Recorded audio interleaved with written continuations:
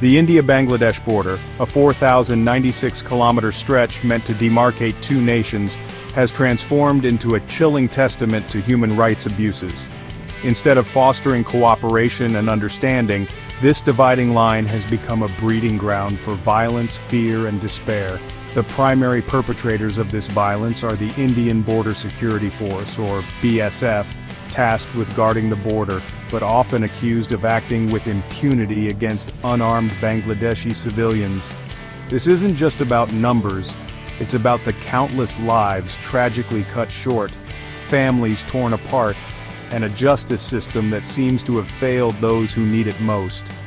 The stories emanating from the border are not mere statistics, but a chilling reflection of the human cost of militarization and a callous disregard for human life. This essay delves into the heart of this crisis, shedding light on the harrowing experiences of the victims, the legal implications of these atrocities, and the responses, or lack thereof, from both the Indian and Bangladeshi governments. It's a story that needs to be told, a call for accountability that can no longer be ignored. Since 2000, over 1,200 Bangladeshi civilians have been killed by the BSF. These aren't hardened criminals or armed insurgents. They are farmers tending to their fields, fishermen casting their nets, and children playing near their homes. They are individuals caught in the crosshairs of a brutal border regime. Organizations like Human Rights Watch and Odhikar have meticulously documented these killings, highlighting the systematic nature of the violence. Their reports paint a chilling picture, revealing a pattern of shootings, beatings, and torture, often without provocation or justification. These numbers, however, fail to capture the true extent of the suffering. For every life lost, countless others are irrevocably altered. Families are left shattered, grappling with the loss of loved ones and the lack of justice. The psychological trauma inflicted on survivors, witnesses, and entire communities is immeasurable. On January 7, 2011, the world bore witness to the brutal reality of the India-Bangladesh border. Falani Khatun, a 15-year-old girl, was returning home from India with her father when tragedy struck. As she attempted to climb over the barbed wire fence, a BSF soldier, Amiya Ghosh, shot her dead. Falani's lifeless body hung on the fence for 5 agonizing hours, a grim spectacle for both countries to see. The image of her small frame, clad in a bright salwar kameez, became a searing indictment of the BSF's brutality. Despite international outcry, Amiya Ghosh was acquitted in a closed trial in India. Falani's family, like countless others, was denied justice. Her story, however, ignited a global conversation, forcing the world to confront the human cost of India's border policy. The violence inflicted upon Bangladeshi civilians at the border extends far beyond shootings. Women in particular are subjected to horrific sexual violence, including rape and assault. These acts are not isolated incidents, but rather a calculated tool of intimidation and control. In 2018, a 15-year-old girl was gang-raped by BSF personnel in Panchgarh. 2 years later, a mother of 3 suffered a similar fate, assaulted and left for dead on the Bangladeshi side.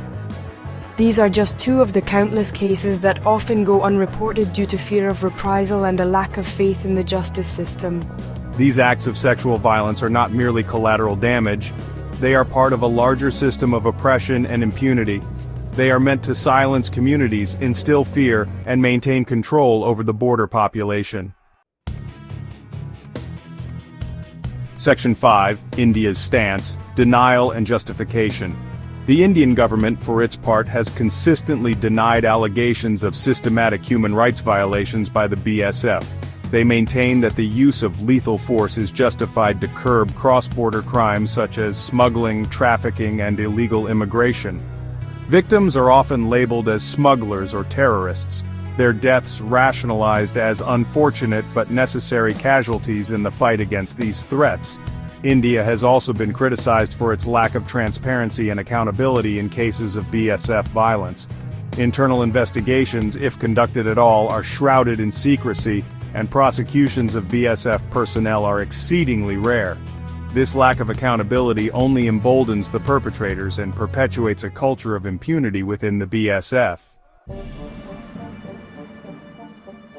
Bangladesh, on the other hand, faces a complex dilemma. While condemning the killings and raising concerns through diplomatic channels, its response has often been perceived as muted.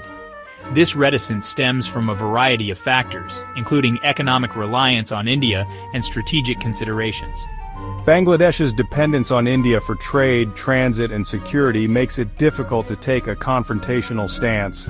There's also the fear of jeopardizing bilateral relations and potentially destabilizing the region. However, pressure from human rights groups and growing public outrage have forced Bangladesh to adopt a more assertive stance in recent years. The government has lodged formal protests, demanded investigations, and called for an end to the killings. However, tangible results remain elusive and the violence continues unabated. The killings at the India-Bangladesh border constitute a clear violation of international law, including the right to life, the prohibition against torture, and the principle of non-refoulement.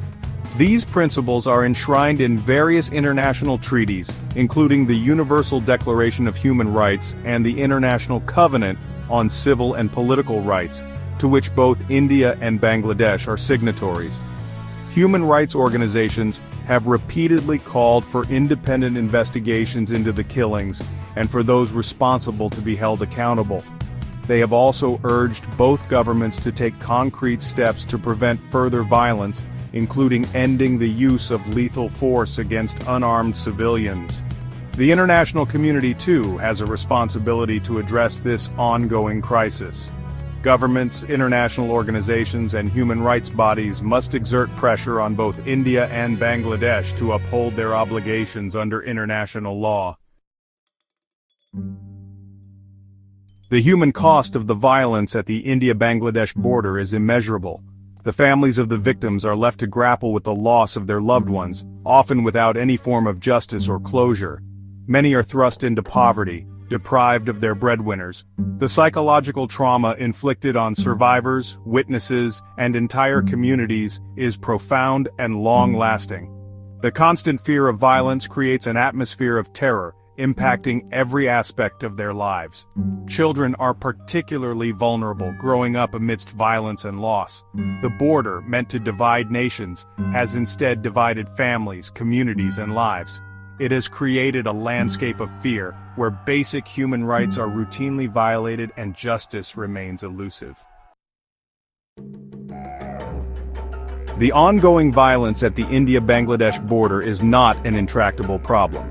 It is a man-made crisis fueled by impunity, lack of accountability, and a disregard for human life.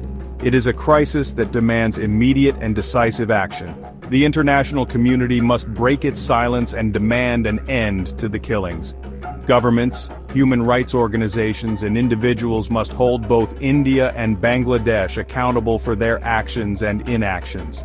We must amplify the voices of the victims, share their stories, and demand justice for their suffering. Only through sustained pressure and a commitment to human rights can we hope to bring an end to this cycle of violence and ensure that the India-Bangladesh border becomes a symbol of peace and cooperation, not bloodshed and despair.